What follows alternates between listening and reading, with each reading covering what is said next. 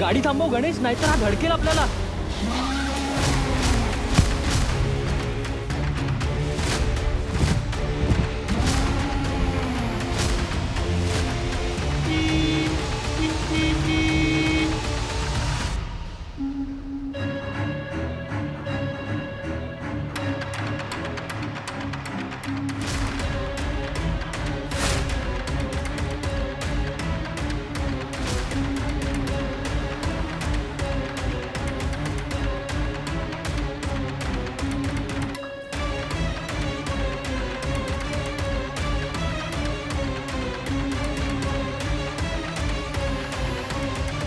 गणेश, तू ठीक आहेस ना? मी ठीक. तुला पण लागलंय का? हा.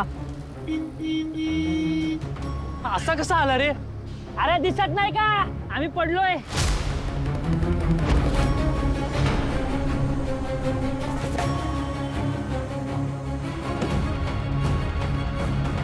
बाजूला वा ना, काय रस्त्यातच बसून राहणार का?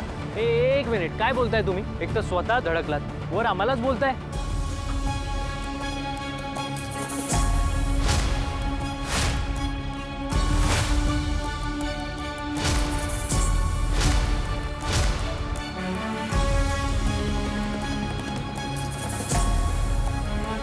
मग तुम्ही लोक काय डोळे बंद करून गाडी चालवत होतात का? कॉलर सोडा, कॉलर सोडा आधी. काय बघताय असे? तुम्ही रॉंग वेने आलात आणि मला ठोकलात. Shut up. मी काय आज चालवत नाहीये गाडी.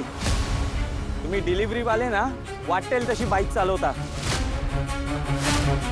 तुमच्यामुळे माझ्या कारला डेंट आलाय. आता काढा, आता नुकसान भरपाई काढा. चला.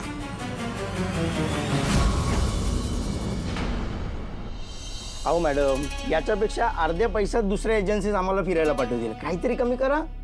सॉरी सर, आम्ही असे पैसे कमी नाही करू शकत. हे ट्रॅव्हल बजेट आधीच ठरवलेले असतात. हां, थोडं तुम्हाला आउट ऑफ बजेट वाटत असेल तर मी तुम्हाला दुसरं पॅकेज सजेस्ट करू शकते. हो मॅडम, माझ्या बजेटवर कशाला घसरताय तुम्ही? मी काय तुम्हाला भिकारी वाटलो? सर, मी असं काहीच बोलले नाहीत. खूप पैसा आहे माझ्याकडे. स्वतःला नाही अक्कल आणि मला चीप समजते. तुझ्यासारखे 10 लोक कामाला ठेवू शकतो मी. सर, मी असं काहीच बोलले नाहीत. तुम्ही मला उलट तुमच्या कम्फर्टप्रमाणे मी तुम्हाला वेगळे सजेस्ट करते प्लॅन. अरे कसले थर्ड क्लास लोक ठेवलेत कामाला. कुठलाही टुरिझमचा कोर्स करून येतात आणि आम्हाला शिकवतात. लायकी आहे का तुझी माझ्यासारख्या कस्टमरचं कमिशन खायची? पैसा असला ना तरी तुमच्यासारख्यावर नाही उधळणार मी. तुम्ही सगळ्यांना लुटायला बसलेत आम्हाला. सर प्लीज शांत बसा. मी तुम्हाला वेगळी प्लॅन सजेस्ट करते ना. अरे गप, तुम्हाला कोण आहे ना माज आलाय माज. पैसे खायची चाड लागले तुम्हाला. नुसती मोठमोठे ऑफिसं थाटून ठेवले तुम्ही आणि पॅकेजच्या नावाखाली माझ्यासारख्याला लुटताय तुम्ही. तुम्हाला काय वाटलं याची तुमची थर्ड क्लास कॉफी वाजून मला गंडवणार आहात? एक मिनिट, कप खाली ठेवा. तो कप खाली ठेवा. हिने सुरू केली. ही नडत होती मला. शक्यच नाही. या ऑफिसमधला स्टाफ अत्यंत पोलाईट आहे आणि तो आजपर्यंत कुठल्याही कस्टमरशी कधीही नडला नाहीये. तुम्ही लोक असं ऐकणार नाही आहे. तक्रारच करतो तुमची. कशाबद्दल तक्रार करणार आहात? तुम्ही एका लेडी स्टाफला कसं असॉल्ट केलं याबद्दल करणार आहात? मग हिला समजवा ना कस्टमरशी कसं वागायचं ते. ती नीटच वागत होती तुमच्याशी आणि शांतपणे तुमचा उद्धटपणा सहन करत होती. पण आता जर एक जरी शब्द जास्त बोललात ना तर मीच पोलिसांना फोन करीन आणि बोलावून घेईन इथे. तुमची हिंमत कशी झाली मला धमकी देण्याची? ट्रेनिंगमध्ये तुम्हाला शिकवलं नाही का? कस्टमर आहे कस्टमर मी, आणि कस्टमर देव असतो देव. हो. अहो नका अजून मोठ्याने बोलून स्वतःचा हास्य करून घेऊ. कारण देव कधीच असा वागत नसतो. आम्हाला पूर्ण जाणीव आहे की कस्टमर्समुळे आमची घरं चालतात आणि आम्हाला तुमच्याशी रिस्पेक्टफुलीच वागलं पाहिजे आणि आम्ही तेच करतो. तुम्हाला मान देतो. पण तो मान देणं ही फक्त आमची जबाबदारी नाही. कस्टमरनी सुद्धा तितक्याच रिस्पेक्टफुली ह्या स्टाफशी वागलं पाहिजे. कसं बोलत कसं होतात तुम्ही तिच्याशी आता? कारण अपमान केलाय हिने माझा.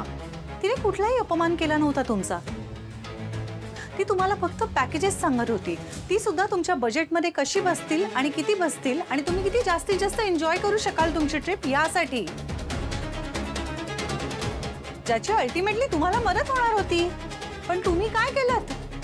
एकेरीवर आलात. एका स्त्री स्टाफशी बोलताना हे असं एकेरीवर येणं बरोबर आहे? काय तिची लायकी काढत होतात? तिचं शिक्षण काढत होतात? अधिकार कोणी दिला तुम्हाला? मुळात कुठलंही काम ना लहान किंवा मोठं नसतं. जोपर्यंत माणूस त्याचं काम प्रामाणिकपणे करतोय तोपर्यंत ते महत्वाचंच असतं. सो ती तिचं काम प्रामाणिकपणे करत होती. ती तुम्हाला पॅकेजेस सांगते, ती सुद्धा तुमच्या बजेटमध्ये बसू शकतील अशी. तर ती ऐका, ती पटली तर ती घ्या, नाही पटली तर काही हरकत नाहीये, तुम्ही इथून जाऊ शकता. दुसऱ्या एखाद्या कंपनीमध्ये जा जिथे तुम्हाला ह्याच्यापेक्षा कमी आणि बेटर डील्स मिळतील. आणि आय एम सॉरी, पण तुम्हाला इथे कुणीही हाताला धरून आत आणलेलं नाहीये. तुम्ही तुमच्या मर्जीने तुमच्या पायावर चालत आलात की नाही? आमचा स्टाफ तुमच्याशी रिस्पेक्टफुली वागला. तुम्हाला जर तसं वाटत नसेल, पटत नसेल तर तुम्ही खरंच जाऊ शकता. पण तुम्ही इथे आलायत आणि इथल्या चेअरवर बसलायत म्हणून तुमची अरेरावी आणि ही भाषा इथे सहन केली जाणार नाही. आता निर्णय तुमचा आहे. 2 मिनिटं विचार करा आणि ठरवा.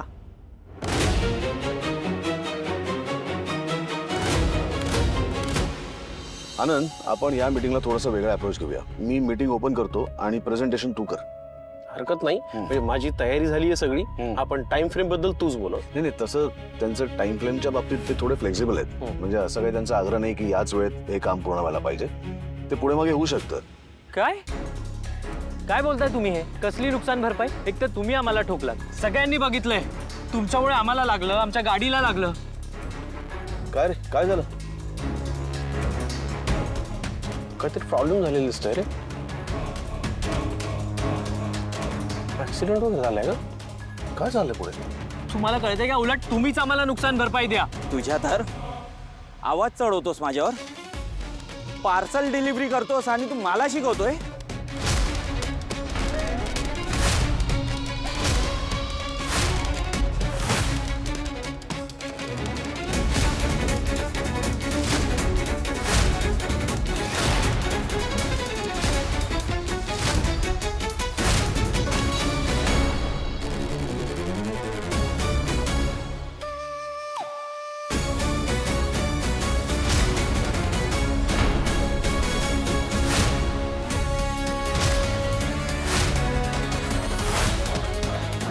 हे डोळे कोणाला दाखवतो रे?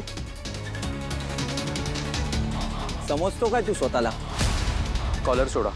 मी तुम्हाला शेवटचं सांगतोय, मला हात लावायचा नाहीये आणि मी खूप शांतपणे बोलतोय तुमच्याशी, तर तुम्ही पण तसंच बोला. जा रे, मी तुमच्यासारख्या लोकांशी बोलत पण नसतो. फालतू कामगार लोक तुम्ही. पगाराच्या नावाखाली चिल्लर कमवता आणि असे ट्रिक्स वापरून माझ्यासारख्या श्रीमंत माणसांना लुबाडता. स्वतः माझ्या कार समोर आलास आणि माझ्याकडूनच नुकसान भरपाई मागतोस. आता नुकसान भरपाई मी घेणार. बस झाला, खूप बोललात तुम्ही. आता शांत बसा.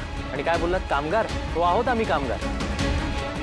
करतो आम्ही डिलिव्हरीचं काम आणि या क्षणाला ना तुमच्यापेक्षा पगारही कमीच असेल आमचा. पण तरी स्वाभिमानाने जगतो आम्ही. तुमच्यासारखं असं एसीच्या मोठ्या गाडीत नाही फिरता येत आम्हाला. पण त्याचा अर्थ असा नाही आहे जी गाडीतून फिरतात त्यांचा आम्ही द्वेष करतो. तुम्हाला माहिती आहे का, उलट आम्ही ना जमिनीवरून चालतो म्हणून जास्त खरं जगतो आणि जास्त खरं वागतो. तुमच्यासारखं अशी स्वतःची चूक दुसऱ्यांवर ढकलत नाही.